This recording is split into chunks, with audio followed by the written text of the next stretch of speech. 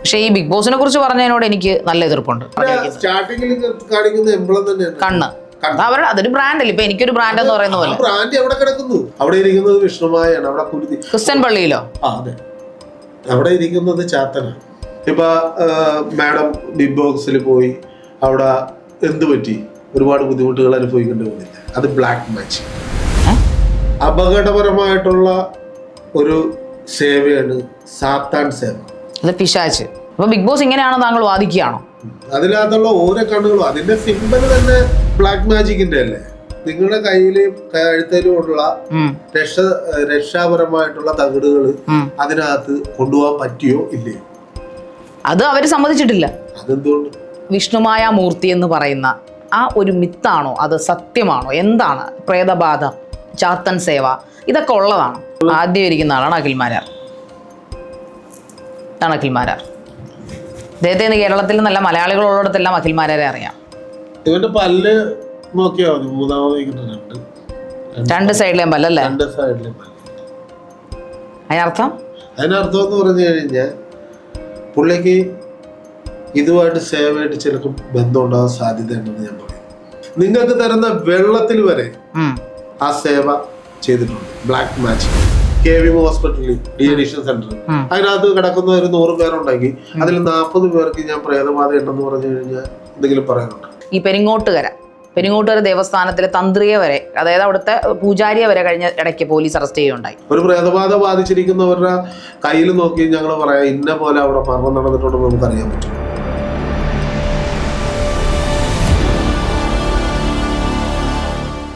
പച്ചയായ യാഥാർത്ഥ്യങ്ങൾ വിളിച്ചു പറയുന്ന ജീവിതഗന്ധിയായ ദ റിയാലിറ്റി ബൈ KVയിലേക്ക് പ്രിയ പ്രേക്ഷകർക്ക് സ്വാഗതം.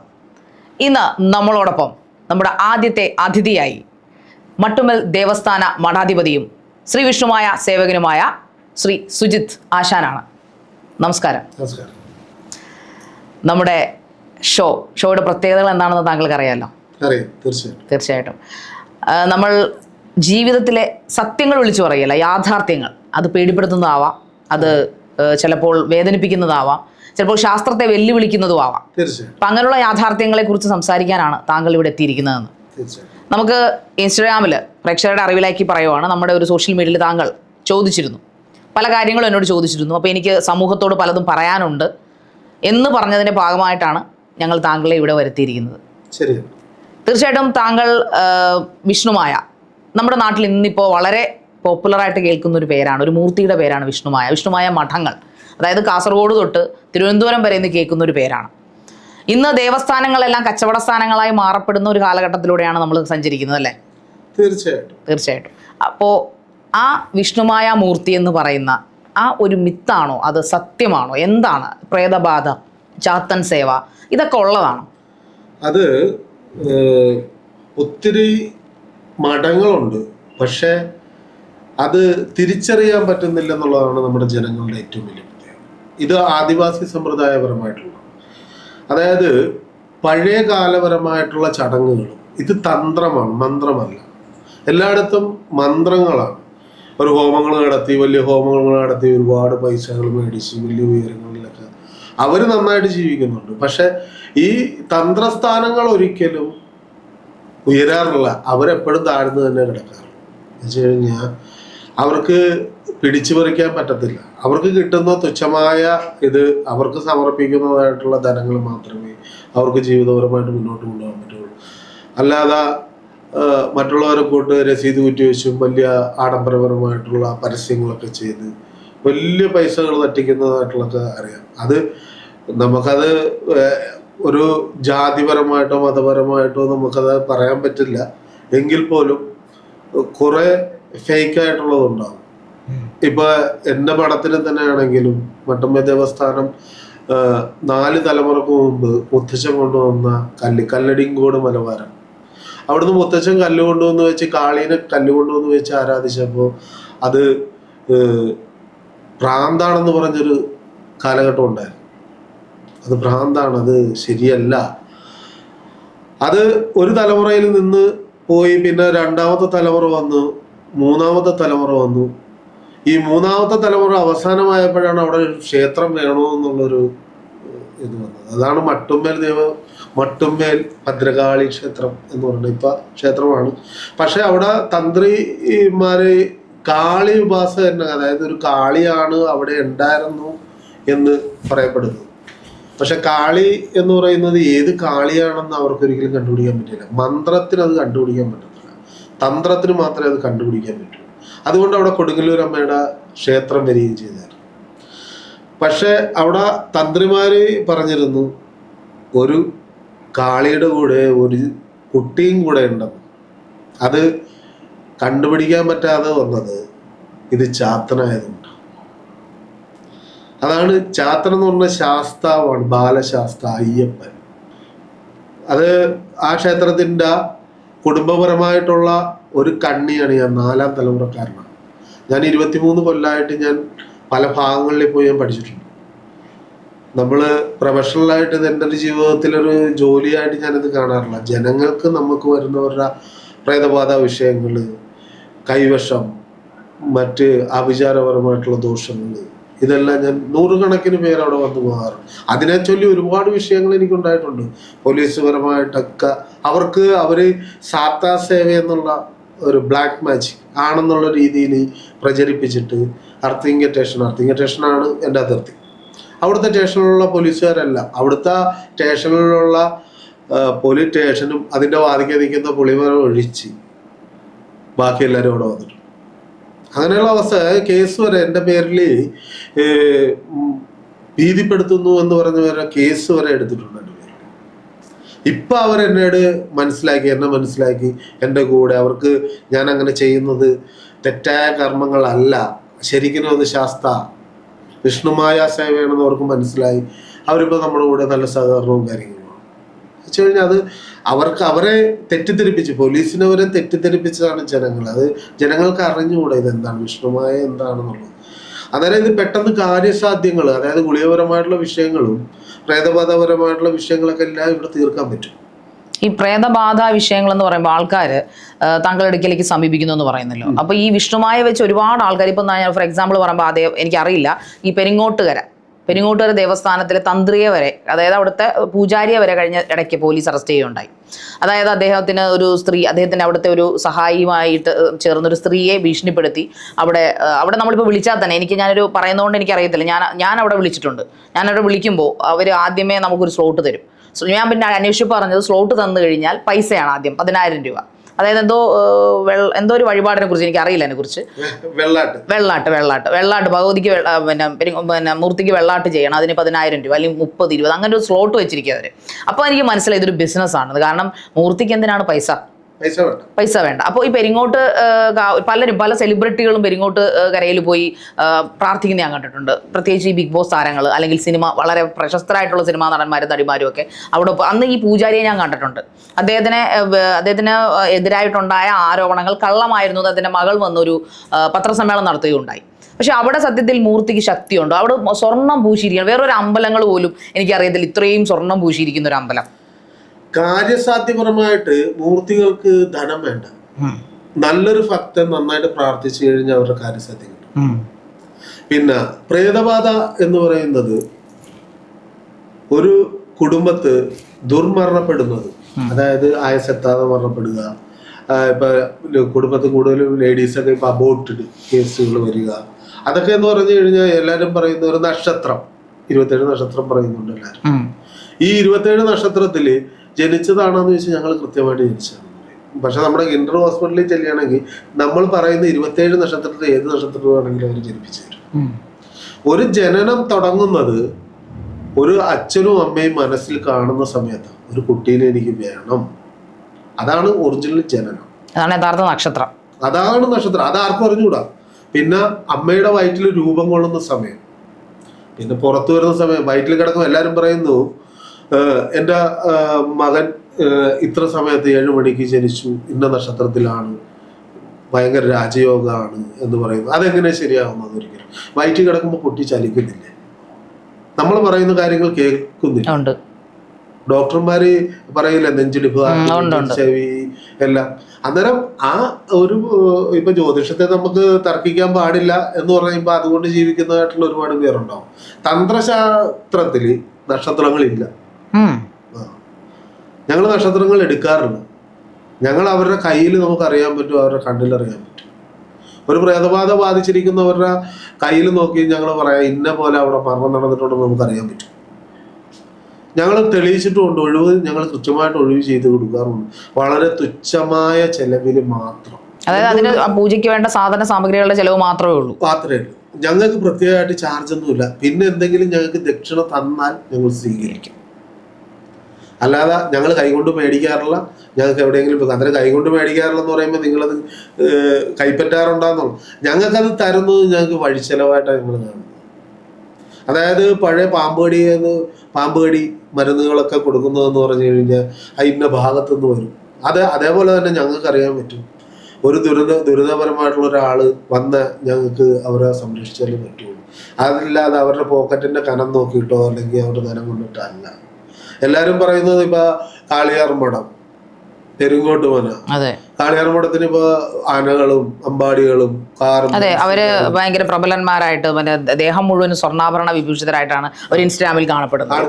അത് പിന്നെ ഏറ്റവും മിനി കൂപ്പർ, ബെൻസ്, അങ്ങനെ ഒരുപോലെ ബ്രാൻഡഡ് ന്യൂ വാല്യൂ കാറുകളെല്ലാം.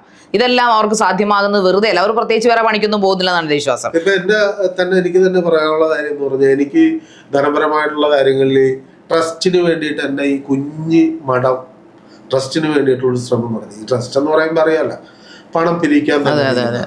ഞാനത് സമ്മതിക്കാഞ്ഞിട്ട് അതൊരു കുടുംബ വിഷയമാക്കി മാറ്റി. എനിക്ക് കുടുംബത്തിൽ ഒരുപാട് വിഷയങ്ങളുണ്ടായിരുന്നു. ഇപ്പൊ മാഡം ബിഗ് ബോക്സിൽ പോയി അവിടെ എന്ത് പറ്റി, ഒരുപാട് ബുദ്ധിമുട്ടുകൾ അനുഭവിക്കേണ്ടി വന്നില്ല. അത് ബ്ലാക്ക് മാജിക്. അല്ല, അതെങ്ങനെ പറയാൻ പറ്റും? നിങ്ങൾ ശ്രീ, താങ്കൾ പറഞ്ഞ മഠാധിപതിയാണ്, നമ്മളത് സമ്മതിക്കുന്നു. വിഷ്ണുമായ സേവകനാണ്, നമ്മൾ ഒരിക്കലും അതിനെ ബഹുമാനക്കേടൊന്നും കാണിക്കുന്നില്ല, നമ്മളതിനെ നമിക്കുന്നു. പക്ഷേ ഈ പറഞ്ഞതിനോട് ഞാൻ യോജിക്കത്തില്ല. കാരണം തീർച്ചയായിട്ടും ഞാനത് തെളിയിച്ചു. വെല്ലുവിളിക്കുകയാണോ? താങ്കൾ പറയുന്നത് ലോകം മുഴുവൻ കണ്ടുകൊണ്ടിരിക്കുകയാണ്, വേറൊന്നും അല്ല. ഈ ഒരു ഷോ, ഇപ്പൊ പറഞ്ഞ ഷോ ഉണ്ടല്ലോ ബിഗ് ബോസ്, ഞാൻ അതിൽ പോയി ഭയങ്കര അഭിമാനിച്ചിരിക്കുന്ന ഒരു വ്യക്തിയാണ്. അതിൽ പോയി തോറ്റോടി എന്ന് ഞാൻ വിശ്വസിക്കുന്നില്ല, ഒരിക്കലുമില്ല. അപ്പൊ ഞാൻ പ്രവേശനം തന്നെ നിങ്ങള് സാധാ സേവയിലേക്കാണ് പോകുന്നത്, അല്ലാതെ വിഷ്ണുമായ സേവയിലേക്കല്ല പോകുന്നത്. നിങ്ങൾ അതിനകത്തേക്ക് ചെന്ന് കഴിഞ്ഞാൽ നിങ്ങൾ നെഗറ്റീവായി പോകും. അത് ശരിയാണ്, ഒരു നെഗറ്റിവിറ്റി അതിനകത്തുണ്ട്. അതായത് എപ്പോഴും വഴക്കും ബഹളം. കാരണം അത് ആ ഷോയുടെ വിജയമല്ലേ, ഷോയുടെ പ്രത്യേകത അതല്ലേ. വേറെ പോയിട്ട് എന്ത് സംഭവിച്ചു? ഞാൻ പോയിട്ട് എന്താ 21 ദിവസം നന്നായിട്ട് കളിച്ചിറങ്ങി, അത് ജനങ്ങളുടെ വോട്ടും ഉണ്ടല്ലേ. അതുകൊണ്ടല്ല, നിങ്ങളുടെ കഴിവ് നഷ്ടപ്പെട്ടു. ഓഹോ, അങ്ങനെ. അപ്പൊ ഞാൻ കഴിവുള്ളവരല്ലേ അവിടെ അതിനകത്ത് നിൽക്കുന്നത്, അല്ലാതെ കഴിവില്ലാത്തവരാണോ ബിഗ് ബോസിൽ പോയി? കഴിവ് നഷ്ടപ്പെടുക എന്ന് പറഞ്ഞാൽ നിങ്ങൾ നെഗറ്റീവ്, നിങ്ങളുടെ കഴിവുകൾ പൂട്ടിയിടുക, ബന്ധിച്ചു കളയുക. ഒരു വർഷങ്ങളായിട്ട് നടക്കുന്ന ഒരു ഷോയെ കുറിച്ചാണ് താങ്കൾ ഇപ്പൊ ആരോപിക്കുന്നത് ഓർക്കണം. മഠാധിപതിയാണ്, സമ്മതിച്ചു, അതൊക്കെ നമ്മൾ അംഗീകരിക്കും. അവിടെ വെച്ചിരിക്കുന്ന ഓരോ ചിത്രകലകളും, നിങ്ങൾ പഴയ പുസ്തകം, ബൈബിള്, പഴയ പുസ്തകം, പഴയ നിയമത്തിൽ ഇരിക്കുന്ന എംബ്ലങ്ങൾ അതിലുണ്ടോ എന്ന് നിങ്ങൾ പരിശോധിക്കുക. നിങ്ങൾ അതിനകത്തിരുന്നുണ്ടായിരുന്നല്ല, 21 ദിവസം ഉണ്ടായിരുന്നു. നിങ്ങൾക്ക് തരുന്ന വെള്ളത്തിൽ വരെ ആ സേവ ചെയ്തിട്ടുണ്ട്. ബ്ലാക്ക് മാജിക്, കറുത്ത വേഷം. ഞാൻ ഒരിക്കലും അത് വിശ്വസിക്കില്ല. കാരണം നമ്മളെയൊക്കെ നല്ല രീതിക്ക് ഞാൻ ഒരു സ്വാധീനവും ഇല്ലാതെ എൻ്റെ കഴിവ് കണ്ടിട്ട്, ഞാൻ ഹോട്ട് സീറ്റ് എന്ന് പറഞ്ഞൊരു ഇന്റർവ്യൂ ചെയ്തിരുന്ന ഒരാളാണ്. അപ്പോൾ അത് കുറേ നെഗറ്റീവ് ഒരു ഷോ ആയിരുന്നു. ആ ഷോ കണ്ടിട്ട്, നമ്മുടെ കഴിവ് കണ്ടിട്ട് അവർ നമ്മളെ വിളിക്കുമ്പോൾ ഇതിനകത്ത് ഇത് ആദ്യത്തെ സീസൺ അല്ല, ഞങ്ങൾ ഏഴാം പണിയുള്ള 7ാമത്തെ സീസണിലേക്കാണ് പോകുന്നത്. ഇതിന് മുന്നുള്ള ആൾക്കാർക്കൊക്കെ പരിക്കുകളോ കേടുപാടുകളോ സംഭവിച്ചാണ് പുറത്തിറങ്ങിയിരുന്നത്. കുറച്ച് പേർക്കൊക്കെ പരിക്ക് പറ്റിയിട്ടുണ്ട്. ഇപ്പോൾ കഴിഞ്ഞ സീസണിൽ ഇപ്പം നമ്മുടെ സിജോയ്ക്കൊക്കെ പരിക്ക് പറ്റും. പക്ഷെ അതൊക്കെ മത്സരാർത്ഥികളുടെ കുഴപ്പമല്ലേ, അതിനകത്ത് ബിഗ് ബോസിന് എന്താണ് റോള്? നിങ്ങൾക്ക് സാധാരണ നോർമലായിട്ട് പുറത്തിറങ്ങി നിൽക്കുന്ന ഒരു മൈൻഡിങ് ആണോ അതിനകത്തുണ്ടായിരുന്നത്? അല്ല, അതിനകത്തൊരു മൈൻഡ് ഗെയിം ആണല്ലോ. ശരിക്കും പറഞ്ഞാൽ ബിഗ് ബോസിൽ നമ്മുടെ മൈൻഡ് എടുത്ത് കളിക്കും. അതുകൊണ്ടാണ്. കാരണം 18 മത്സരാർത്ഥികൾ അതിനകത്ത് കയറി കഴിഞ്ഞാൽ പിന്നെ വേറെ ആരെയും കാണാനില്ല, ഫോണില്ല, പത്രമില്ല, എഴുത്തില്ല, ബുക്കില്ല, ഒന്നുമില്ല. പക്ഷേ നിങ്ങൾക്ക് ഏതെങ്കിലും രീതിയിലുള്ള രക്ഷാ കവചങ്ങൾ നിങ്ങൾക്ക് അവിടെ കൊണ്ടുപോകാൻ പറ്റും? ഇല്ല, അതൊക്കെ അവിടെ നിഷിദ്ധമായിരുന്നു. എന്ന് വെച്ചാൽ പ്രാർത്ഥന, അതെനിക്കറിയത്തില്ല ഇപ്പോഴും. വിശ്വാസങ്ങള് ഞാൻ പറയുന്നത്, ഞാൻ പ്രേതബാധനെ ഞാൻ തെളിയിച്ചു തരാം. ഒരാളുടെ മേത്ത് പ്രേതബാധ ഉണ്ടെങ്കിൽ ആ പ്രേതബാധ ഉണ്ടെന്നുള്ള ആളുടെ മേത്ത് നിന്ന് ഒഴിപ്പിച്ച് നോർമലി ആളേക്ക് സംസാരിച്ചു തരാം. അവര് ഇപ്പൊ പ്രേതബാധയാണെങ്കിൽ അത് അവരെ കൊണ്ട് സംസാരിപ്പിക്കും. അത് ഏത് കാലഘട്ടത്തിൽ മരണപ്പെട്ടതാണെന്നും അവര് സംസാരിക്കുന്ന കാര്യങ്ങൾ, നിങ്ങൾക്ക് അറിയാവുന്ന വിഷയങ്ങൾ, ചിലപ്പോൾ അയലോക്കത്ത് മരണപ്പെട്ടതായിരിക്കാം, ചിലപ്പോൾ അവരുടെ കുടുംബത്ത് മരണപ്പെട്ടതായിരിക്കാം. അവരുടെ വീട്ടിലുണ്ടാകുന്ന കുടുംബ വിഷയങ്ങളും അവര് ഇപ്പൊ ഒരു 3 രീതിയിൽ സംസാരിക്കുന്ന ആൾക്കാരുണ്ട്. പ്രേതബാധ കൂടിയ ആൾക്കാരെ 3 വിഷയങ്ങളും 3 രീതിയിൽ സംസാരിക്കും. ചിലപ്പോൾ നോർമൽ ആയിരിക്കാം, ചിലപ്പോൾ വയലന്റ് ആകാം, ചിലപ്പോൾ പരസ്പരം ബന്ധമില്ലാത്ത രീതിയിൽ സംസാരിക്കും. അന്നേരം ചില ആൾക്കാർ പറയും എന്റെ വീട്ടിൽ എന്റെ മകന് അമിതമായിട്ട് മദ്യപാനവും കാര്യങ്ങളും. അത് ഈ പ്രേതബാധ വിഷയം ഉണ്ടെങ്കിൽ അങ്ങനെ ഉണ്ടാകാം. ഇപ്പൊ KVM ഹോസ്പിറ്റലിൽ ഡീഅഡിക്ഷൻ സെന്റർ, അതിനകത്ത് കിടക്കുന്ന ഒരു 100 പേരുണ്ടെങ്കിൽ അതിൽ 40 പേർക്ക് ഞാൻ പ്രേതബാധ ഉണ്ടെന്ന് പറഞ്ഞു കഴിഞ്ഞാൽ എന്തെങ്കിലും പറയാനുണ്ട്? ഞാൻ തെളിയിച്ചു തരാം. തെളിയിക്കണം, നമുക്ക് നോക്കാം. നമ്മൾ ക്യാമറ ആയിട്ട് വരാം, നമുക്ക് തെളിയിക്കാം, തീർച്ചയായിട്ടും തെളിയിക്കാം. കാരണം ഇങ്ങനെ പറഞ്ഞാൽ മാത്രം പോലെ നമ്മുടെ ചാനലിന് ക്രെഡിബിലിറ്റി ഉണ്ട്. ഇത് റിയാലിറ്റി, യാഥാർത്ഥ്യമായിരിക്കണം പറയുന്നത്. ഇത് ബിഗ് ബോസിലെ കേസ് തന്നെ അതിനകത്ത് കാണിച്ചിരിക്കുന്ന ഓരോ കാര്യങ്ങളും ബ്ലാക്ക് മാജിക്കിന്റെ ഇതാണ്, ചാത്താസ്. അത് ശരിക്കും നിങ്ങൾക്ക് അറിഞ്ഞുകൂടാ. അതിനകത്ത് വർക്ക് ചെയ്യുന്നതും അതിനകത്ത് മത്സരാർത്ഥികൾക്കും അറിയുന്നില്ല. അവരെ ശരിക്കും പൂർണ്ണമായിട്ടും അവരുടെ കഴിവുകൾ നഷ്ടപ്പെട്ടാണ് പുറത്തേക്ക് ഇറങ്ങുന്നത്. അവര് ശരിക്കും പോയി ഇനി എവിടെയെങ്കിലും പോയി മുങ്ങിക്കുളിക്കണമെന്ന് എനിക്ക് പറയാൻ പറ്റും.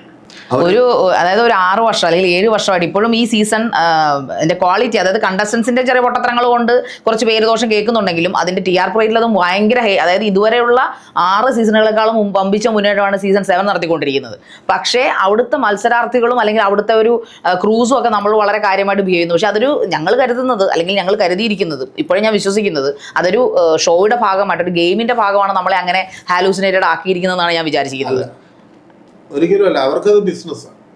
ശരി, ബിസിനസ് ഉണ്ടല്ലോ, ഓഫ് കോഴ്സ് ബിസിനസ് ഉണ്ട്. അതുകൊണ്ടല്ലേ ലൂസിഫർ എന്ന് പറയുന്ന പടം ഇറങ്ങുന്നത്. ലൂസിഫർ മോഹൻലാലിന്റെ കഴുത്തേലും കയ്യിലും കിടക്കുന്നു. അദ്ദേഹം ഒരുപാട് ജുവൽസ് ഇഷ്ടപ്പെടുന്ന ഒരാളായതുകൊണ്ട് അദ്ദേഹം അതൊക്കെ ധരിക്കുന്നു എന്നാണ് ഞാൻ പറയുന്നത്. അപ്പൊ അദ്ദേഹം ലൂസിഫർ എന്നാണോ താങ്കൾ പറയുന്നത്? പുള്ളി ലൂസിഫർ എന്നല്ല ഞാൻ പറഞ്ഞത്. ആ ഒരു ഇതിഹാസത്തെ കുറിച്ചാണ് പറയുന്നത്, ലെജൻഡ്.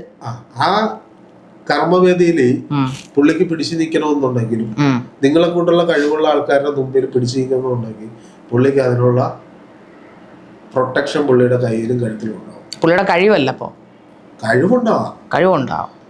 ഒരു തീയിടടിക്കാൻ ചെല്ലുമ്പോൾ നമ്മളത് കൊള്ളുമെന്ന് നമുക്ക് കൃത്യമായിട്ട് അറിയാമെങ്കിൽ നമ്മൾ അതിനൊരു പ്രൊട്ടക്ഷൻ നമ്മൾ കൊണ്ടുപോകില്ല. അത് ശരിയാണ്. ഒരു ബോംബാണെങ്കിലും നമ്മൾ മടി വെച്ചിട്ട് പോകും ഇല്ല. അന്നേരം അതിനുള്ള രീതിയിൽ നമുക്കറിയാൻ പറ്റും. വെച്ച് കഴിഞ്ഞാൽ അപകടപരമായിട്ടുള്ള ഒരു സേവയാണ് സാത്താൻ സേവ, പിശാച്.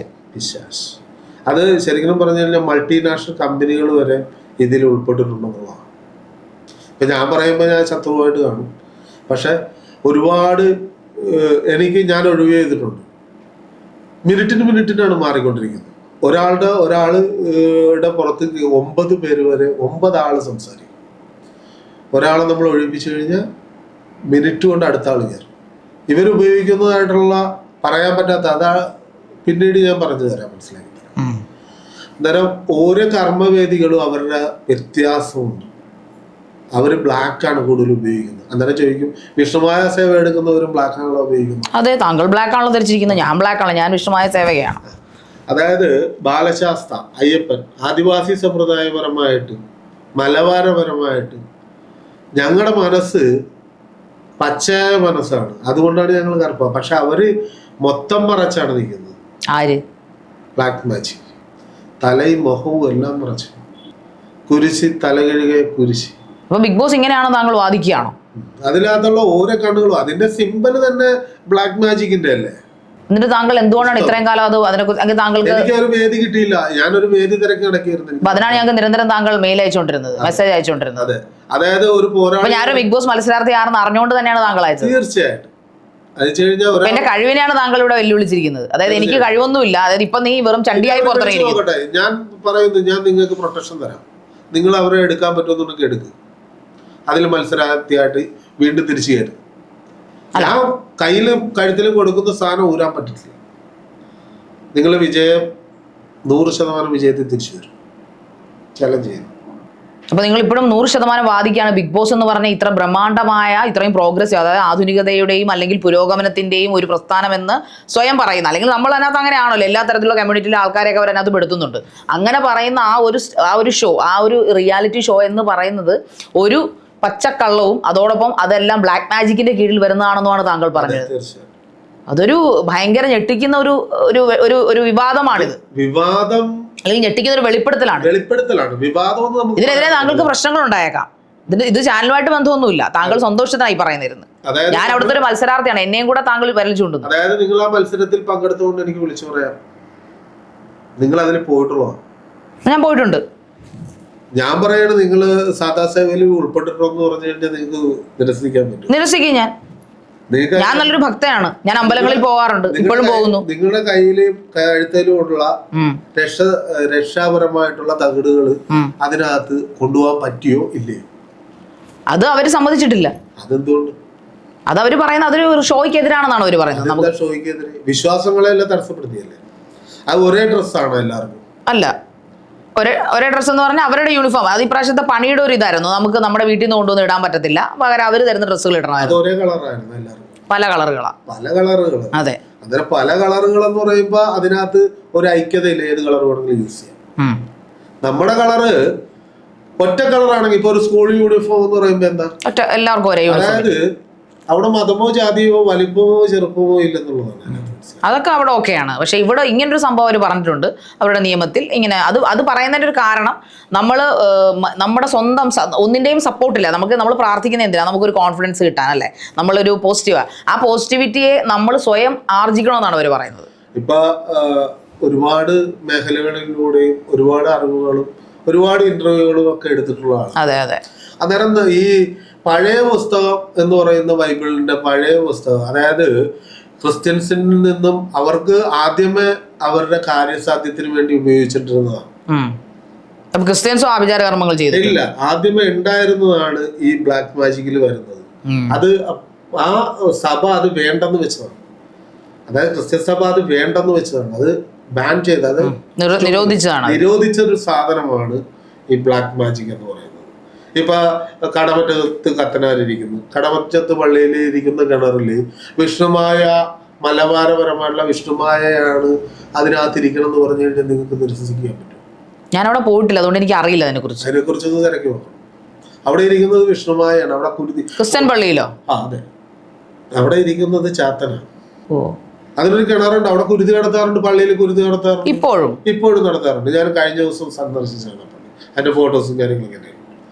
നമ്മളൊരു തെളിവില്ലാതെ നമ്മൾ ഒരാളുടെ അടുക്ക് സംസാരിക്കുക, ഒരു പ്രേതബാധ ഉണ്ട് എന്ന് ഞാൻ പറയുകയാണ്, നിങ്ങൾക്കത് നിങ്ങളുടെ മുമ്പിൽ ഞാനൊരു വിഷയം എടുത്തിട്ട് അവരുടെ വീട്ടിൽ ഞാൻ പറയുന്ന പ്രേതബാധയുണ്ട്, പഴയ പോലെയുള്ള ആഭിചാരങ്ങളൊന്നുമല്ല. ഈ ആഭിചാരങ്ങളൊക്കെ ഉണ്ടാക്കണ എന്തിനാണ്? ആഭിചാരം എന്ന് പറയുന്നത് ഭയപ്പെടുത്തിയാണ്, മറ്റുള്ളവരെ ഭയപ്പെടുത്തി ചെയ്യുന്ന കാര്യങ്ങളാണ്. കോഴീനെ കണ്ടിക്കാതെ മൃഗങ്ങളെ കണ്ടിക്കുക, അതൊക്കെ തെറ്റായ കാര്യങ്ങളാണ്. അതൊന്നുമില്ല. ഒരാളുടെ ഒരു നല്ലൊരു പോസിറ്റീവുള്ള ഒരു സ്ഥലത്ത് ചെന്ന് കഴിഞ്ഞാൽ അത് അവർക്കുണ്ടാവുന്ന ഇതേപോലെ നെഗറ്റീവ്സ് ആയിട്ടുള്ള വിഷയങ്ങൾ നമുക്ക് ഒഴിവ് ചെയ്യാൻ പറ്റും. ഞാനൊരാഴ്ചയിൽ ഈ 6-7 വരെ ഞാൻ ഒഴിവ് ചെയ്യാറുണ്ട്. താമസപരമായിട്ട് താമസിക്കാൻ പറ്റാത്ത വീടുകൾ, മേത്തുനിന്നുണ്ടാവുന്നത്, വയലന്റ് ആയിട്ട് വീടിന്റെ അകത്തുനിന്ന് പുറത്തിറങ്ങാതെ വരുന്നത്. അത് തന്നെയല്ലേ ഞാൻ പറഞ്ഞ KVM എഡിഷൻ സെന്ററിൽ കിടക്കുന്ന ആൾക്ക് ഒരു 50% അവർക്ക് നെഗറ്റീവ് എനർജി ഉണ്ടായിട്ടാണ്, അല്ലാതെ അവര് മദ്യപിച്ചിട്ടോ മയക്കുമരുന്ന് ഉപയോഗിച്ചിട്ടോ അല്ല. അത് ആദ്യമേ നമ്മൾ മനസ്സിലാക്കണം. അവർക്ക് കൊടുക്കുന്ന മെഡിസിനുകളിൽ അവര് പ്രാന്തന്മാരായിട്ട് പോകും. ഇപ്പോഴത്തെ തലമുറയിൽ ഇറങ്ങുന്ന പിള്ളേർ കണ്ടിട്ടില്ലേ, മയക്കുമരുന്നും ഇതും. നേരത്തെ മദ്യപിച്ച് വണ്ടി ഓടിക്കുന്നതിനകത്ത് പിടിക്കലായിരുന്നു, ഇപ്പൊ മദ്യപിച്ച് വണ്ടി ഓടിച്ചു കഴിഞ്ഞാൽ ഫൈൻ ആയതുകൊണ്ട് ഇപ്പൊ മയക്കുമരുന്ന് നമുക്ക് അറിയാൻ പറ്റാത്തത് കൂടുതൽ, അത് ഭ്രാന്തനാക്കുന്നതാണ്. അതേപോലെയുള്ളൊരു കാലഘട്ടത്തിലേക്ക് പോയിക്കൊണ്ടിരിക്കുക. അതിൻ്റെ ഒരു പഴയൊരു ഭാഗം തന്നെയാണെന്ന് പറയാം ഈ ബ്ലാക്ക് മാജിക് ആയിട്ടുള്ള കാര്യങ്ങളും. അതിനകത്ത് ഒരു മയക്കുമരുന്ന് ഉപയോഗിച്ച പോലെയാണ്. അതിനകത്തേക്ക് പോയി പെട്ട് കഴിഞ്ഞാൽ നിങ്ങൾ പുറത്തിറങ്ങുന്നത് ഭയങ്കര ബുദ്ധിമുട്ടായിരിക്കും. പുറത്തിറങ്ങുമ്പോൾ നോർമൽ വരാനല്ലേ? നോർമൽ വരാനായിട്ട് എന്ന് താങ്കൾ പറയുന്നു.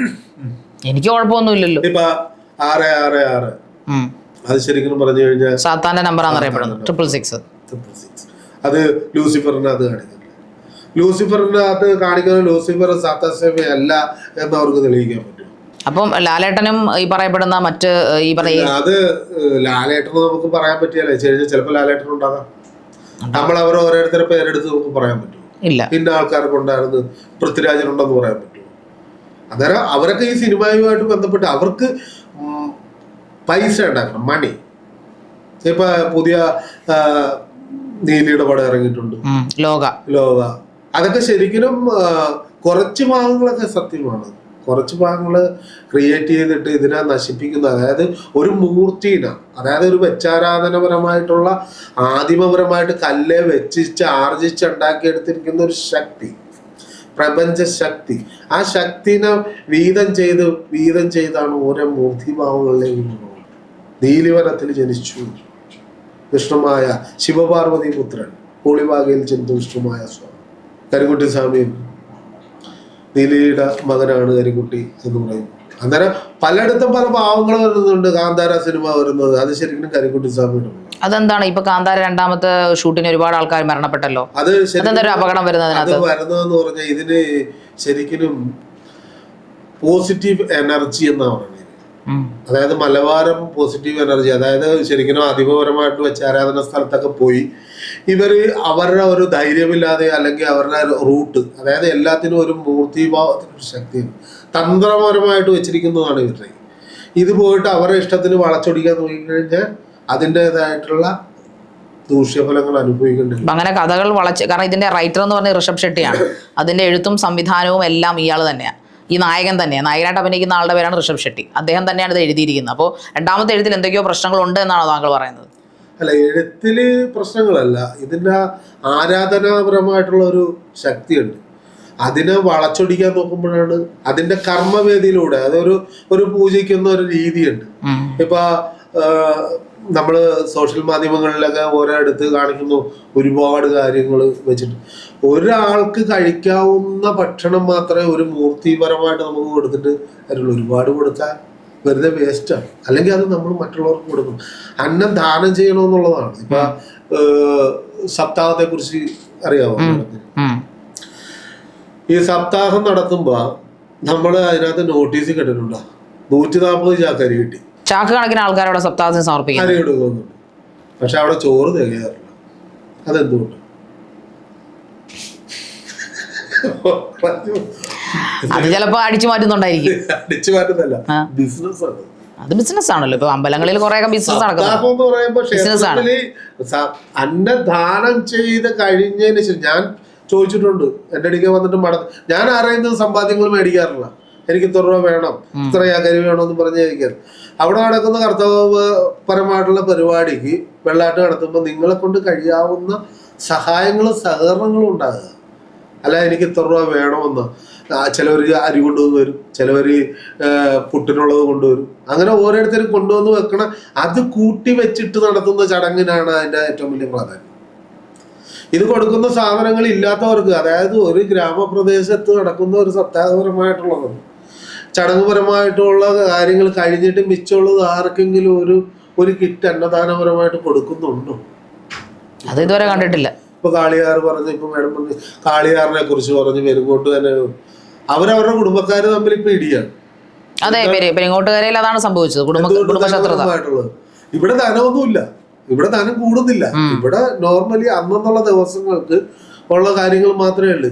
ചിലപ്പോൾ ധനം വരുമായിരിക്കാം, സമർപ്പിക്കാം. ഓരോ കാര്യങ്ങൾ അവിടുത്തെ പോരായ്മകൾ പരിഹരിച്ച് ആരെങ്കിലും എന്തെങ്കിലും ചെയ്യാം. പക്ഷെ ധനങ്ങൾ ആവശ്യപ്പെട്ട് ആഡംബരങ്ങളിൽ ചെയ്തിട്ട് മറ്റുള്ളവർക്ക് പ്രയോജനം ഉണ്ടാകണം. അവിടെ പോയിരിക്കുന്നവർക്ക് പെരുങ്ങോട്ട് 50,000, 40,000, 20,000 ഒക്കെ കൊടുത്തെന്ന് പറഞ്ഞു. ഇവിടുന്ന് അങ്ങനെ ഒരു സാധനം കൊടുക്കാറില്ല. അവിടെ വന്നു കഴിഞ്ഞാൽ ആ നീതിപരമായിട്ടുള്ള സാധനങ്ങൾ എന്താണോ അവർക്ക് കൊടുക്കാനുണ്ടെങ്കിൽ അത് നേരിട്ട് കൊടുക്കാം, നേരിട്ടിരുന്ന് പ്രാർത്ഥിക്കാം. എന്തെങ്കിലും സംശയം ഉണ്ടെങ്കിൽ അത് പറഞ്ഞു കൊടുക്കും. അതിനുള്ള എന്തെങ്കിലും ചടങ്ങുണ്ടെങ്കിൽ ആ ചടങ്ങ് അവിടെ വീട്ടിൽ പോയി ചെയ്യേണ്ടതാണെങ്കിൽ വീട്ടിൽ പോയി ചെയ്ത് അവരുടെ പ്രശ്നപരിഹാരം ഉണ്ടാക്കി കൊടുക്കും. പ്രശ്നപരിഹാരം തന്ത്ര, അതായത് മന്ത്രമല്ല. നാട്ടുകാരെ മുഴുവൻ അറിയിച്ച് ഹോമങ്ങൾ നടത്തി പോവുകയും ഒന്നുമില്ല. തന്ത്രത്തിന് ഹോമങ്ങളുടെ ആവശ്യങ്ങളൊന്നുമില്ല. അവർ ഹോമം കൊണ്ട് കൂട്ടുന്ന സമയത്ത് ഞങ്ങളിവിടെ ചടങ്ങ് കഴിയും. ഇതിൽ ഒരുപാട് വിമർശനങ്ങളൊക്കെ ഉണ്ടാവും. തന്ത്രം പഠിക്കാൻ പാടാ, മന്ത്രം പഠിക്കാൻ എളുപ്പമാണ്. ഒരു കൊച്ചിനെ സ്കൂളിൽ പറഞ്ഞ പോലെ വിടാം തന്ത്രം പഠിക്കാനായിട്ട്. മന്ത്രം പഠിക്കാനായിട്ട് തന്ത്രം പഠിക്കാനായിട്ട് പാടില്ല, നടക്കില്ല. ഒരുപാട് കഷ്ടപ്പെടണം. ഒരുപാട്, അതായത് ഓരോ ചലനത്തിനും ഓരോ അർത്ഥങ്ങളുണ്ട്. അതിനകത്ത് കൈ എടുക്കുമ്പോൾ അതിന് ഓരോ പവറുകളുണ്ട്. നമുക്ക് ഒരു പ്രേതബാധപരമായിട്ട് അവരെ നമ്മളെ കൈകൊണ്ട് കാണിക്കുമ്പോൾ തന്നെ എന്തുകൊണ്ട് അവർ ഇളകുന്നു എന്നുള്ളത്. ഞാൻ അതിന്റെ വീഡിയോയും കാര്യങ്ങളൊക്കെ എൻ്റെ കയ്യിലുണ്ട്. പക്ഷെ നമുക്കത് തരാൻ പറ്റാത്തതിന്റെ കാര്യം പല ആൾക്കാർക്കും അത് മറ്റും അവരുടെ സ്വകാര്യതയാണ്.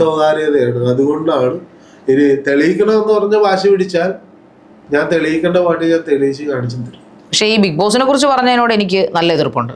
മാഡം, ഞാൻ അവിടുത്തെ കണ്ടസ്റ്റന്റ് കൂടെ ആകുമ്പോൾ എനിക്ക് ഇച്ചിരി പൊള്ളുന്നത് കേൾക്കുമ്പോൾ. കാരണം ഇതൊരു ആഭിചാരം, അല്ലെങ്കിൽ ആഭിചാരമല്ല, ഒരു സാത്താൻ സേവ, അതായത് ഒരു ഡീമൻ, അതൊരു പൈശാചിക ശക്തി അവിടെ ആരാധിക്കുന്നു എന്നാണ് താങ്കൾ പറഞ്ഞിരിക്കുന്നത്. സ്റ്റാർട്ടിങ്ങിൽ കാണിക്കുന്ന എംബ്ലം തന്നെയാണ് കണ്ണ്.